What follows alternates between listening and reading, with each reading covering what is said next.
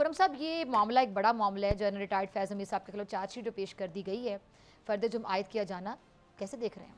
देखें, बड़ा मामला तो उसी दिन शुरू हो गया था जिस दिन इसको अरेस्ट किया गया। मामला शुरू हो गया। ठीक है। अब जिस दिन ये अरेस्ट हुआ ये साहब, तो इनके साथ जो जुड़े हुए लोग थे उनको ये आइडिया हो गया था कि कहानी कहाँ जाएगी और कहाँ जाकर खुलेगी, क्योंकि ये मिलिट्री कोर्ट मार्शल है, यहाँ पर कोई इन्फ्लुएंस भी नहीं है और यहाँ पर अदल की बुनियाद पर पूरे मौके फराहम किए जाते हैं और कोई चीज़ लूप होल नहीं रहता। तो वो तमाम जो फाइंडिंग्स थी, जहाँ जहाँ तक उन्होंने पहुँचना था, जो जो चीज़ें कड़ियाँ जुड़नी थी, जो जो एविडेंसेस उन तक पहुँचने थे वो पहुँच गए। अब उन एविडेंस के पहुँचने के बाद उन्होंने आज इस चीज़ को पब्लिक कर दिया और आपको बता दिया कि हुआ क्या है। हुआ ये है, सियासी सरगर्मियों में मुलव्वस। दूसरी चीज़ ऑफिशियल सीक्रेट एक्ट की जो खिलाफ वर्जी। तीसरी चीज़ जो उन्होंने बताई है कि रियासत के तहफ़्फ़ुज़ और मफाद को नुकसान, और चौथी चीज़ है अफराद का नुकसान।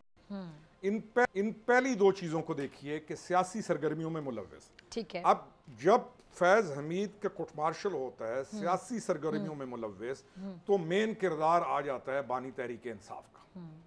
मैं सिर्फ उस तक नहीं छोड़ता हूँ, उस मेन किरदार के साथ जुड़ेगा उस खातून का किरदार जो किंग्स काउंसिल थी, equally responsible, that farmer first lady of Pakistan, जिसने पेशावर के अंदर बैठकर फिर इंडोर्स किया इन तमाम चीज़ों को कि सऊदीया पाकिस्तान के खिलाफ एक मुहिम, 24 तारीख को पाकिस्तान के ऊपर लश्कर कशी, एक अपना ग्रुप लाकर एक ऐसा काम करने की कोशिश कि पाकिस्तान को पूरी दुनिया के अंदर ख़राब किया जाए।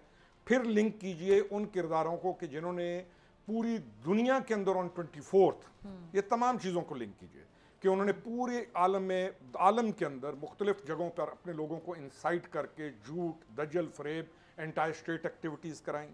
तो इन तमाम चीज़ों को जब आप जुड़ता देखेंगे तो सियासी सरगर्मियों में जब ये सारी चीज़ होगी और चार्जशीट जब सारी पेस्ट होगी और जब सज़ा आएगी तो सज़ा एक उसको नहीं मिली, क्योंकि वो ये कोई फौजदारी अमल, सारे डॉट्स कनेक्ट होंगे और जो उसमें इन्वॉल्व होगा, क्योंकि ये फौज का अंदरूनी मामला सिर्फ अंदरूनी मामला नहीं है कि वहाँ पर रहेगा। ठीक है। ये निकलेगा, ये जाएगा बानी तक, ये जाएगा उसकी खातून तक और तमाम उन चेहरों तक जो फैसिलिटेट कर रहे थे और इस चीज को चला रहे थे। ठीक है। सब्सक्राइब करें और बेल दबाएं ताकि कोई खबर रह न जाए।